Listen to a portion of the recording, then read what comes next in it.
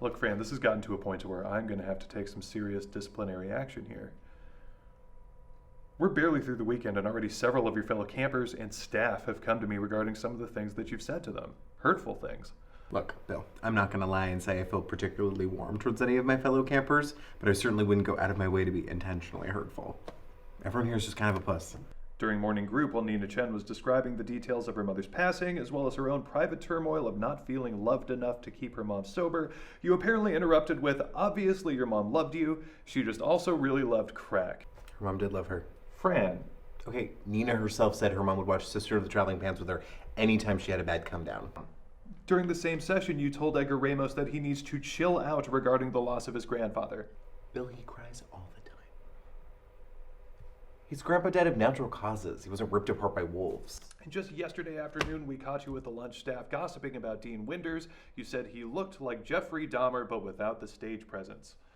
You don't have to share a cabin with him, Bill. He owns 2 pocket knives. 2. This is a fucking grief camp, not whatever Russian sleeper cell he tunneled his way out of. Plus, he's always trying to read us one of his poems. Look, I don't know what to do here. Comfort Zone is about connection and building community, and you've made it very clear that you don't want to be a part of this process. How do you expect me to build community with these people? Everyone here is self-indulgent and whiny, and you encourage it. And not for nothing, but Bill, if I have to experience one more group hug, I'm breaking into the nurse's station and overdosing on children's Tylenol, point blank. Okay. Guess we'll just have to call your mom and have her come get you then. All right, wait.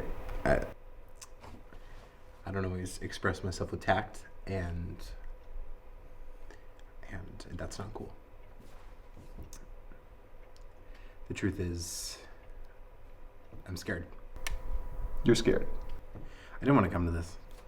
Okay, it was my mom's idea. She said it would be good for me to be around kids who could understand what I was going through. But What? all I've wanted to do since I got here is hide. You know, a lot of kids when they get here are reluctant at first. It's normal to feel unsure. I guess there's this part of me that wants to believe I'm the only one here really suffering. Please don't call her. I'll never hear the end of it. Promise me this is the last time we're going to discuss this. Promise.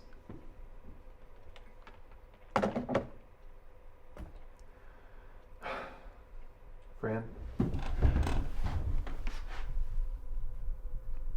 I feel like Comfort Zone could be really good for you. If you'll just let it. It felt so offensive how cleanly the world just went on without my mom. Everything after she died felt so tainted. My first prom, my brother getting on varsity football, my sister getting her freaking braces off. Everything good came with this exhaustive guilt. But you know, after some time, it started feeling normal, not having her around, and slowly I began to feel myself come back into the world. And while that was its own hurt, I don't know. I guess it was just time.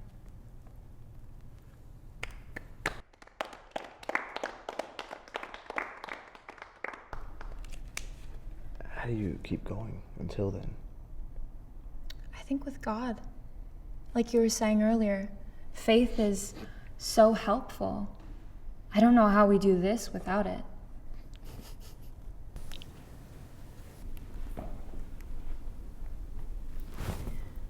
What did Caroline's story bring up for you, Fran?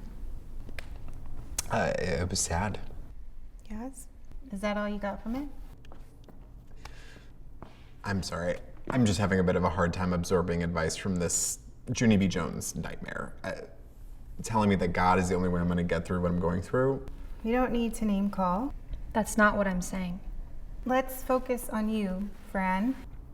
Well, Lori, I don't really feel like talking today. Why not?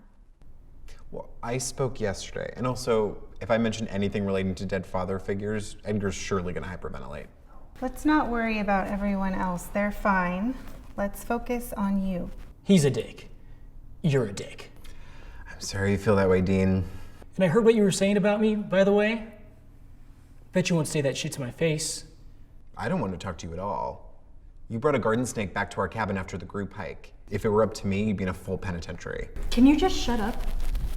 You know you're ruining this for the rest of us? I'm just trying to be honest. For example, Suki, I think it's time we all talk about the fact that since camp started, you've been trying to incorporate scrunchies into your wardrobe to deflect from the fact that you want to finger bang Nina Chen. Are you fucking serious? It's John? Now. I'm not fucking gay. Are you gonna do anything? I feel like I want to say. That makes me feel unsafe. Oi, Edgar, can we just figure out why you're even here? I mean, grandpas die. That's what they're primarily famous for. Get a grip. I feel sad for you. You're clearly a person in a lot of pain. And you're clearly a person who wears a lot of polka dots. What's your problem with me? More than enough. You go around acting like you're ASB president of grief camp. And everything you say sounds neatly packaged and rehearsed, like you read some shitty pamphlet on the right way to grieve your dead parent, and now we're all being forced to sit and listen to you regurgitate it back to us. Fran. I'm so glad you found a way to make grief look pretty on you. I am. But just because I don't try to make myself more digestible for our sad little circle of concern here does not make you better than me. If you're really so past all this, then why the fuck are you even here? Excuse me.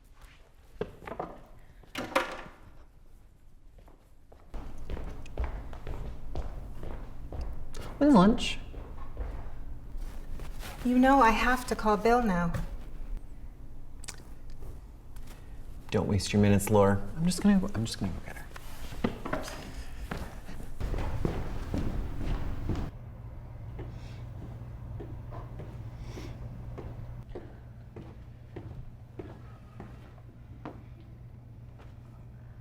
Hey.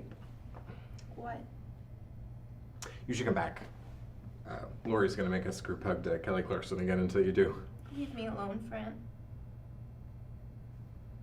You know, I totally meant the Junie B. Jones thing as a compliment. She also had a great taste in headbands. Please just go.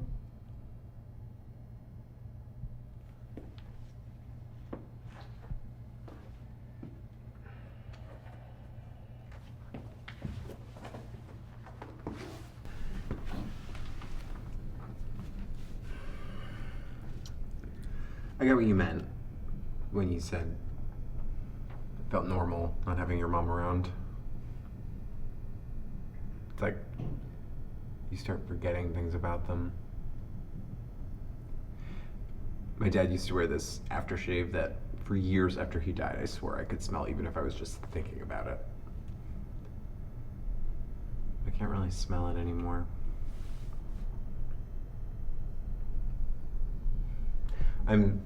I'm sorry if I hurt your feelings. You don't share anything in group, but then mock the rest of us for trying to take this seriously. I share. You talk about your grief like it's somebody else's. I don't need to talk about it.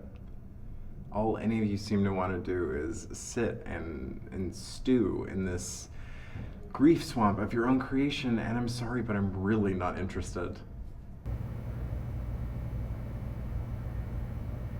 Were you close to him?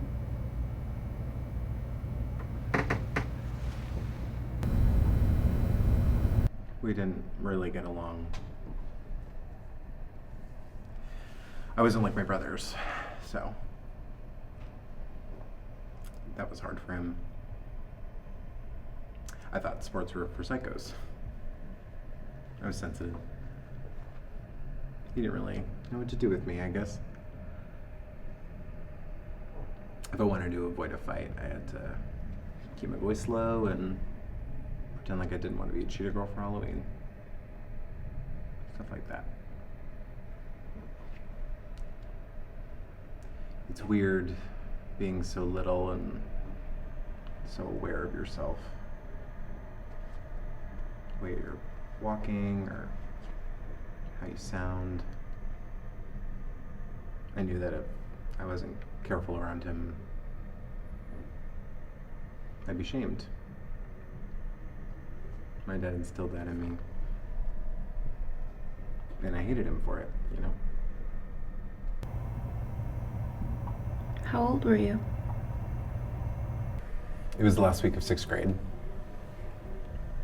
I remember my brother picking me up from school, which was odd because he never had before. And the whole car ride, he was just being so quiet. And then we got home, and our entire family was sitting in our living room. And they were being quiet too. I remember at first I thought, wow, a surprise party for graduating in 6th grade. But then my mom sat me down and I could tell she had been crying. And then she told me, Franny, your dad died today. I didn't know what to say, so I got up and excused myself and went to the bathroom. I had always seen people in movies crying in bathrooms, so it just seemed like the thing to do. And after I finished, I felt, I didn't know what it was exactly.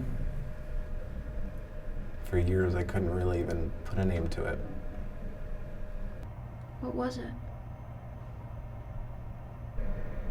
Relief. It's like I miss him, but I also can't help but cherish the peace I have not having him here. And I guess I'm still trying to reconcile how both things can be true. I never told anyone that.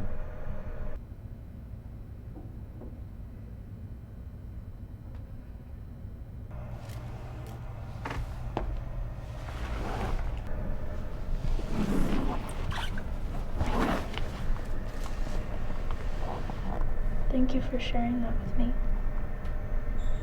You smell like a Bath and Body Works.